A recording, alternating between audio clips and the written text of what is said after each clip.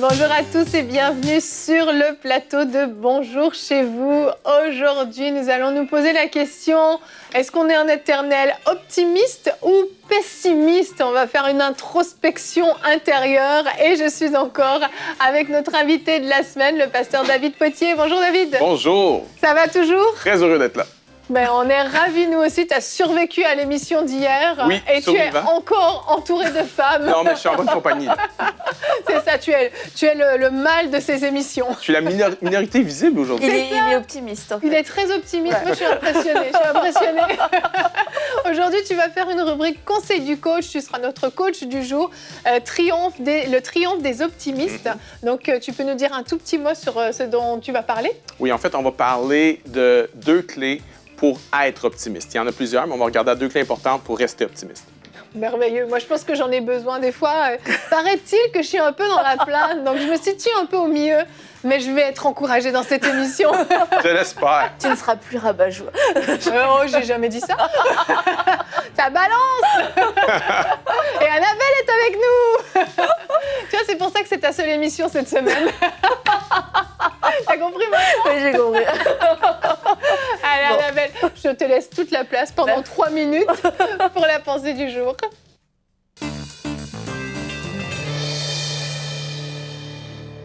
Optimiste, pessimiste, on connaît pour la plupart cette expression, voir le verre à moitié vide ou à moitié plein. Et ça peut sembler assez rigolo ou juste être un trait de personnalité.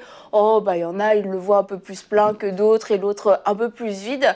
Mais en fait, j'aimerais quand même vous inviter à faire attention parce que le pessimisme peut nous pousser à l'incrédulité. Parce que être trop pessimiste, être constamment pessimiste, c'est nourrir des pensées de peur, des pensées de découragement, des pensées d'échec. Et c'est quelque part nous laisser nous éloigner de la promesse de Dieu. Et on en a un exemple avec cette histoire des espions qui ont été envoyés par Moïse pour examiner, pour voir un pays, le pays de la promesse. Moïse leur dit, allez voir, allez examiner le pays et faites-moi un rapport. Et quand ces hommes reviennent, regardez ce qu'ils disent dans Nombre 13 au verset 27. Voici ce qu'ils racontèrent à Moïse. Nous sommes allés dans le pays où tu nous as envoyés. Ça commence bien, ils ont fait ce qu'on leur a dit, très bien. C'est vraiment un pays où coule le lait et le miel. C'est une excellente nouvelle, c'est exactement ce qu'on avait prévu. C'est le pays de la promesse, on pense qu'il y a le lait et le miel. Et là, et en voici les fruits. Et je vous rappelle qu'ils avaient rapporté une grappe de raisin qu'ils ont dû porter à 2. Moi, personnellement, quand je vais faire mes courses, c'est rare qu'on soit 2 à porter la grappe de raisin. Et là, ça se gâte. Ils disent, mais... le peuple qui habite dans ce pays est puissant. Les villes sont fortifiées, très grandes. Nous y avons vu des descendants d'Anak. Et là, en fait, on voit qu'ils étaient dans un mode de constat. Et puis, ils disent, voilà, c'est une réalité. Et le pessimisme, d'un seul coup, apparaît. D'un seul coup, ces espions ont un langage pessimiste. Un langage qui va éveiller la peur, qui va éveiller l'effroi tout autour d'eux. Leur pessimisme a vraiment poussé les gens à l'incrédulité. Ils auraient été prêts tous à retourner en Égypte suite à ce discours pessimiste. Tout un peuple disait, mais pourquoi est-ce qu'on est parti d'Égypte? Pourquoi est-ce qu'on nous a demandé d'aller dans ce pays où coule le lait et le miel et aussi où il y a des géants, ces gens qui mangent leurs propres habitants?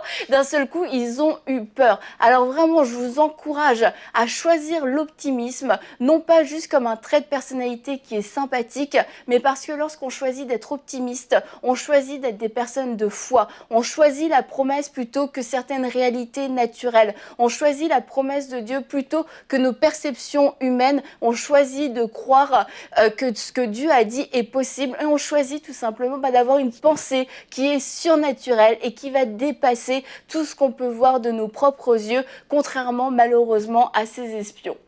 Merci Annabelle. Je ne sais pas si vous avez remarqué, mais les pessimistes ont un pouvoir d'influence quand même très très grand. On le voit dans cette histoire et on ne va pas s'étaler trop sur l'histoire des espions parce qu'on va en parler tout à l'heure dans la rubrique Conseil du coach. Vous avez forcément le même esprit tous les deux parce que vous avez eu la même direction pour... Parce qu'on est des gens très optimistes. C'est ça. C'est ça. mais les pessimistes peuvent influencer comme ça l'atmosphère autour d'eux et donc les gens qui se trouvent dans la même présence. Et en fait, ça peut saper le moral, mais plus loin, même la vision de beaucoup de personnes. Et en fait, c'est assez un fléau, finalement, le pessimisme. Absolument.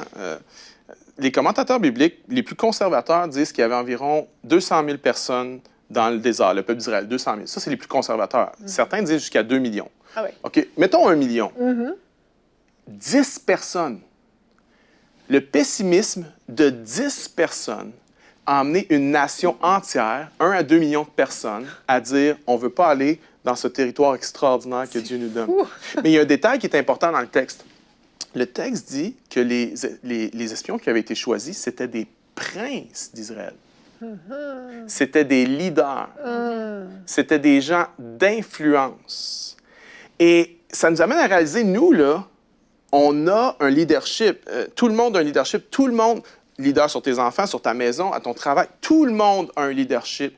Et comment notre pessimisme peut aller bien plus loin que juste d'impacter nos vies, mais impacter négativement la vie de beaucoup de personnes. Et c'est comme un effet d'entraînement. Oui. Une personne pessimiste en contamine une autre, et une personne pessimiste contamine encore plus l'autre personne d'avant. C'est une roue qui tourne. Alors, il faut vraiment faire attention à ça et combattre tout ça par la foi. Par la foi. Vraiment, vraiment. C'est ça qui est polluant, en fait, oui. Si justement on a ce regard négatif systématiquement. Et tu disais qu'il y avait une force de persuasion qui était très forte. Et c'est parce qu'en fait, une personne qui est pessimiste ne ment pas. C'est vrai ce qu'il disait, en fait. Oui. Sérieusement, c'est des faits.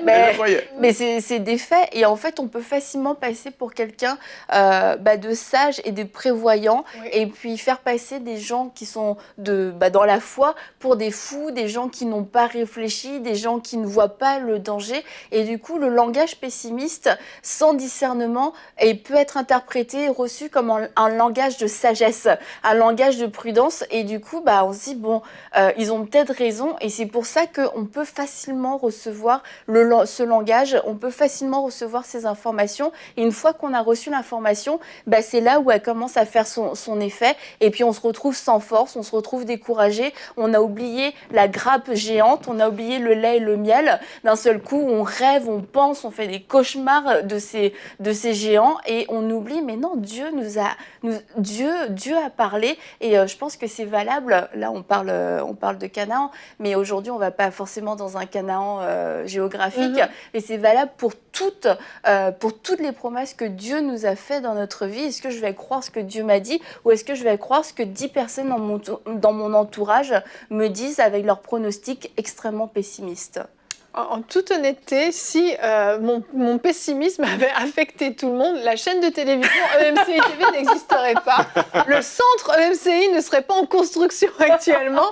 Non, mais c'est pour dire à quel point, parce que moi, voilà, la sagesse à l'extrême peut devenir effectivement du pessimisme. Il ne faut pas mélanger les deux, c'est bien ce que tu dis, parce que parfois on va dire non, mais faut être sage, faut être sage. On va dire qu'il faut être réaliste. Oui, voilà. Et le réalisme est souvent le masque derrière lequel se cache le pessimisme. C'est vrai. Qui va dire... J'ai une révélation, là, David, j'ai une révélation. Non, mais faites tomber le masque. Qui va dire ça? Qui va dire, moi, je suis pessimiste? Non. Personne ne va dire ça. Personne ne se croit pessimiste. Mais en fait, souvent, on l'est. C'est vrai. Alors, attention au réalisme. Et la tendance de la majorité d'entre nous, c'est que plus on vieillit, plus on tend vers le pessimisme. Il faut vraiment faire attention à ça. Les enfants sont optimistes. C'est vrai. Les enfants sont très optimistes. Et à part ceux qui se sont fait voler leur enfance par quelqu'un, ils ont un optimisme extraordinaire. Mais plus on vieillit, on commence à devenir un peu plus réaliste, un peu plus... Dans la quarantaine, parfois, on peut devenir pessimiste. Et si on ne fait pas attention, dans la cinquantaine et plus, il y a beaucoup de gens qui deviennent cyniques. C'est vrai. Qui est le pessimisme sur stéroïdes, là.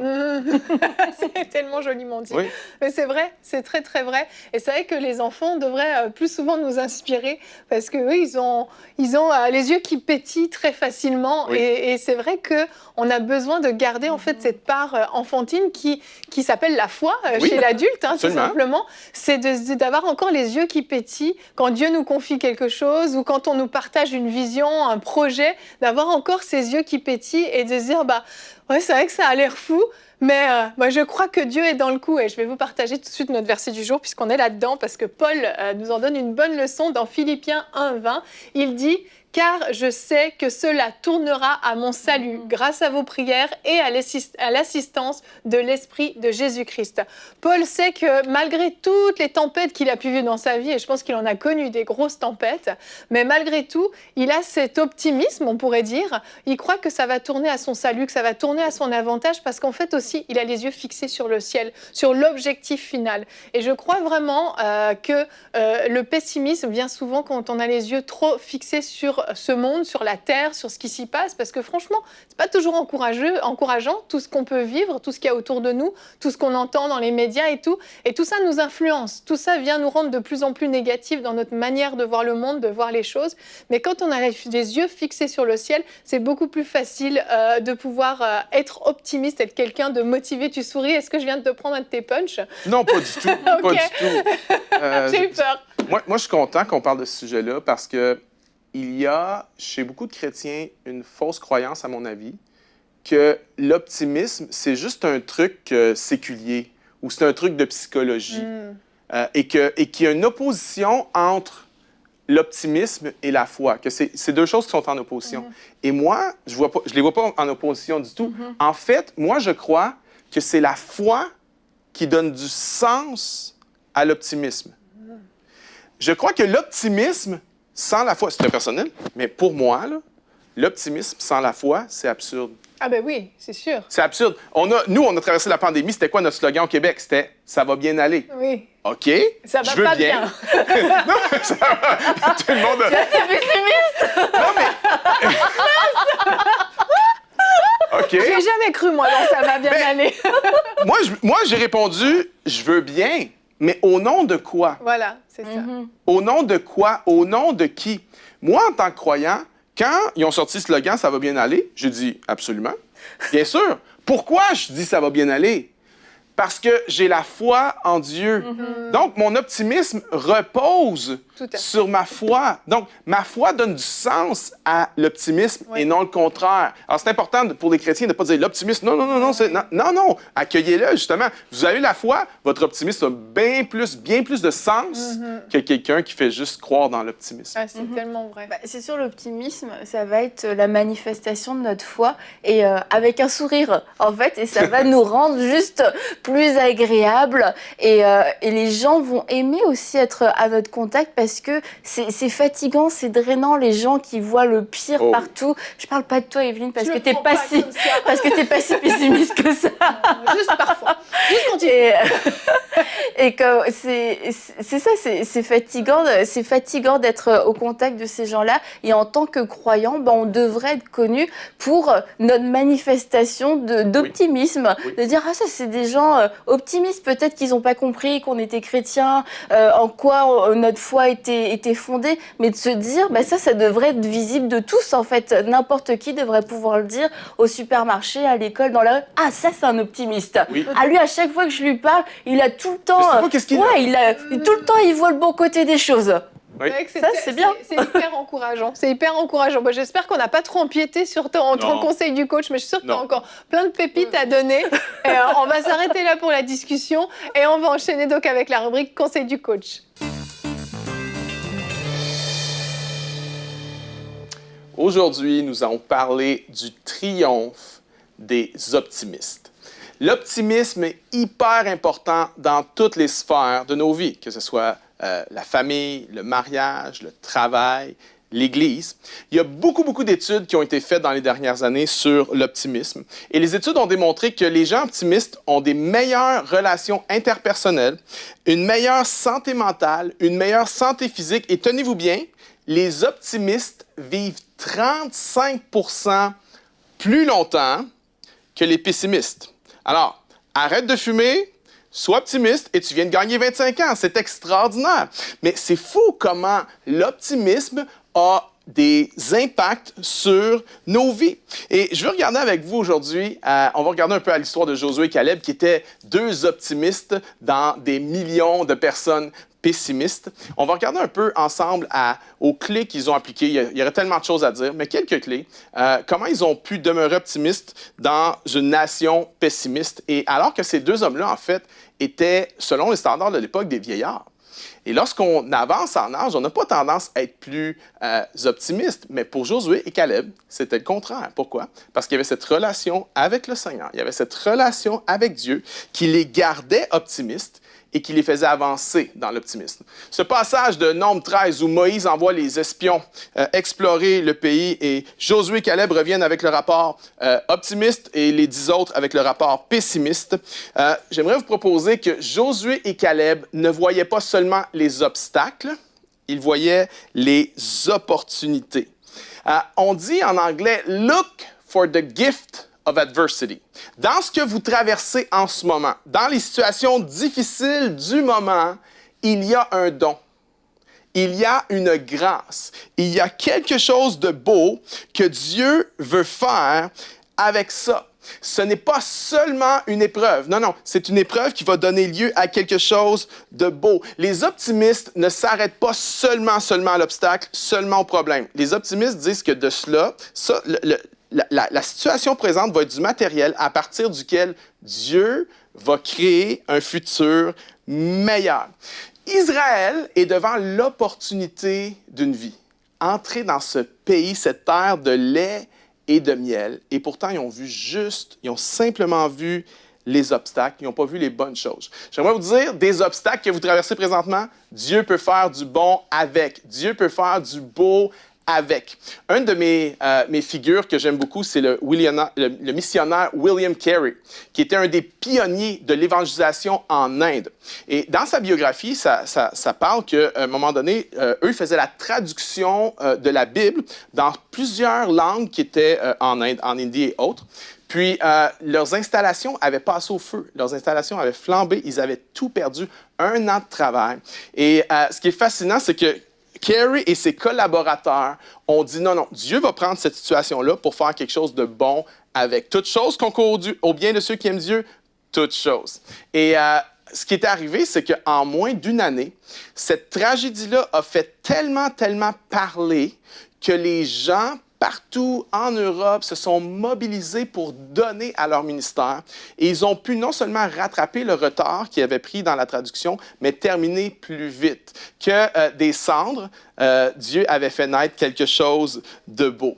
Je ne sais pas ce que vous traversez en ce moment, mes amis, mais les vieux prédicateurs racontaient cette histoire d'un fermier qui avait une mule. Vous savez c'est quoi une mule? C'est un croisement entre un cheval et un âne. Et la mule du fermier était tombée dans un puits et le fermier n'était pas capable de sortir sa mule, alors il a décidé de l'enterrer vivant. Il est allé chercher une pelle et il a commencé à enterrer sa mule. Mais alors qu'il le faisait, il s'est passé quelque chose qu'il ne s'attendait pas du tout. Alors qu'une pelletée de terre tombait sur l'animal se secouait et la terre tombait à côté de l'animal et l'animal commençait à piétiner la terre. Et au fur et à mesure que le fermier enterrait l'animal utilisait la terre pour s'élever au niveau du sol. Vous allez dire, est-ce que c'est vrai cette histoire-là? J'en ai aucune idée.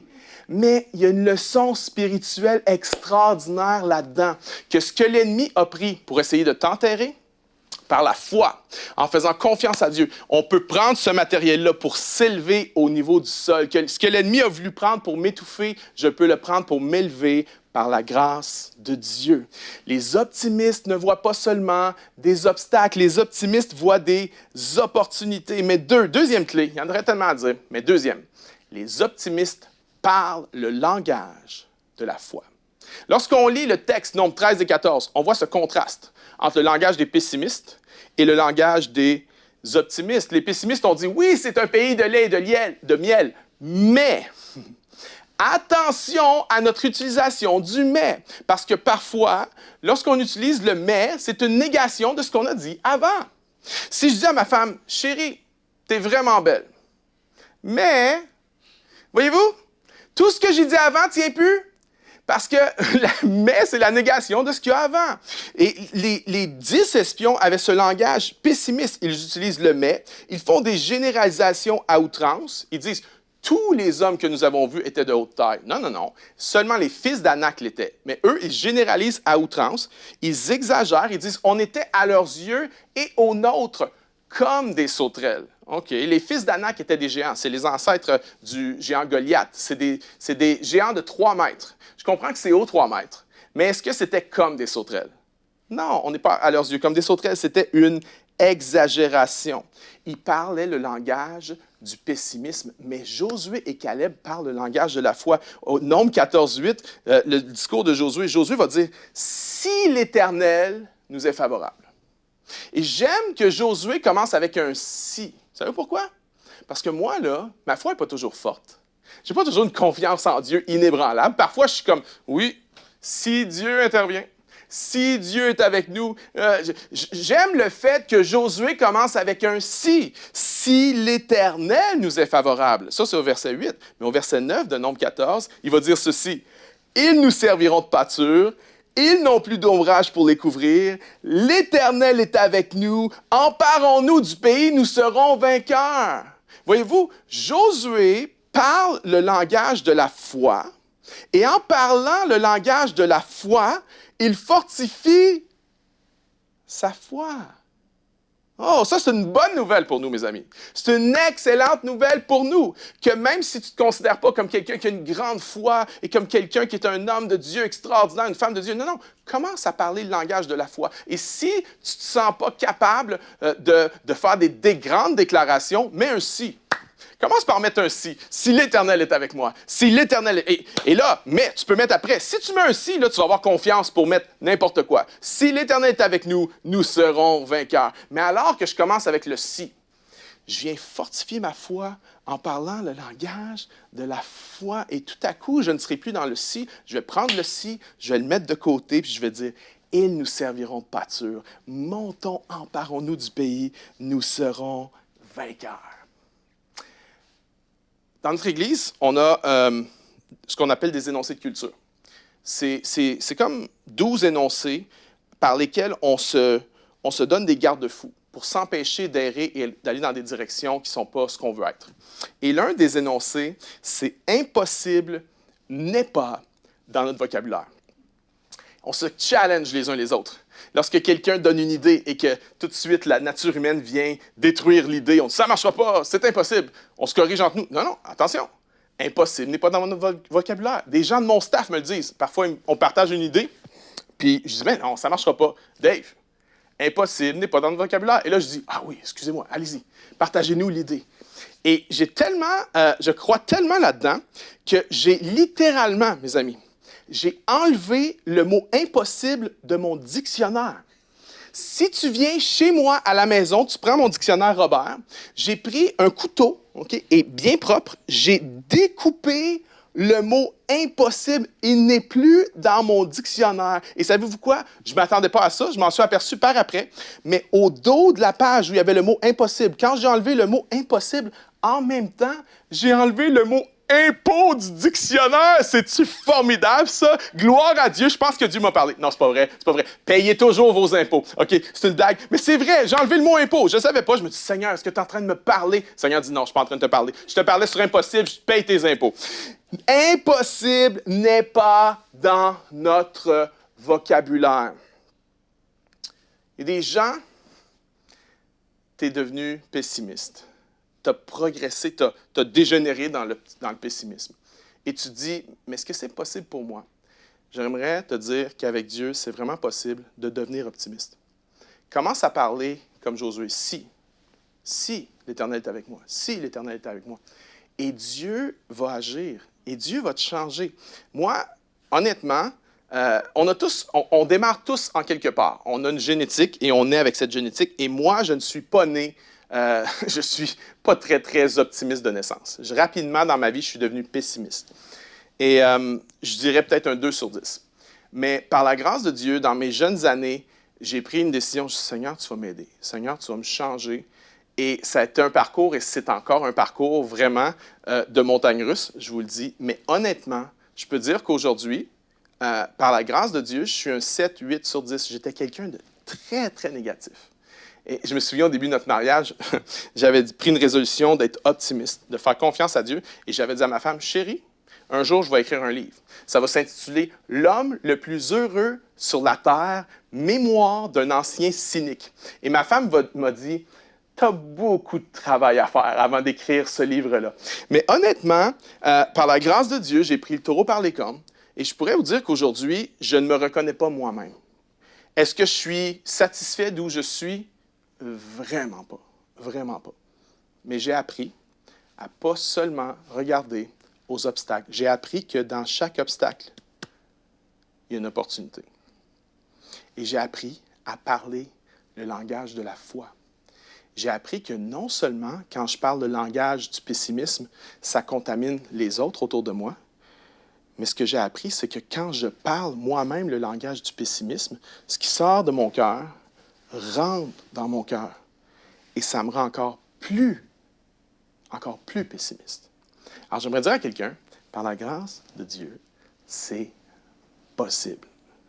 C'est possible de devenir quelqu'un de foi, un homme de foi, une femme de foi. Il y en a, vous êtes tellement pessimiste que vos relations interpersonnelles en souffrent et vous vous sentez peut-être un peu une victime.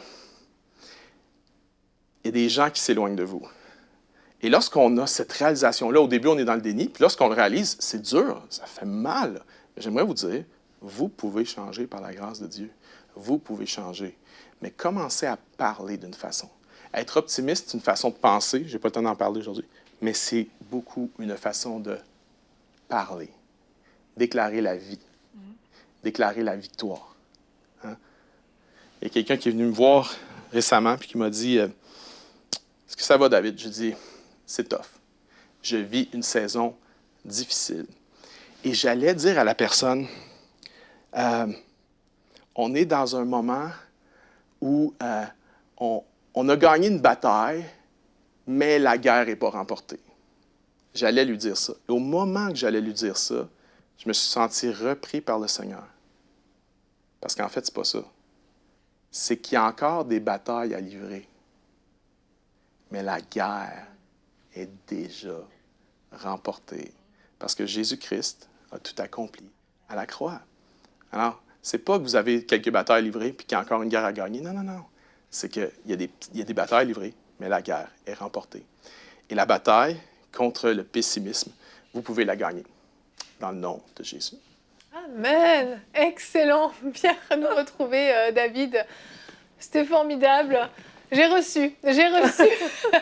C'était excellent. Merci beaucoup, vraiment à la maison. J'espère que vous avez vraiment pris le temps d'être à l'écoute aussi de ce que le Saint-Esprit pouvait vous dire. Est-ce que votre conscience vous a repris sur certaines choses? Et si vous voyez que peut-être comme David, vous étiez à 2 sur 10 aujourd'hui, vous voyez, c'est possible. Si David a pu évoluer, c'est possible. Vous pouvez aussi évoluer et puis décider de devenir, à partir d'aujourd'hui, une personne optimiste. Vous allez voir le verre à moitié plein et vous allez supprimer, en tout cas diminuer considérablement les mais de votre langage et ajouter oui, si Dieu est avec nous, nous ferons des exploits. Amen. Merci David, c'était formidable. Merci. On se retrouve demain. On ne se sépare pas de toi tout de suite. Demain, notre thème sera que faire pour accomplir une grande vision. Tu vas faire la pensée du jour, une rubrique Pasteur, j'ai une question. Merci à toi d'avoir été avec nous. Merci. Et nous, on se retrouve demain. Bonjour chez vous.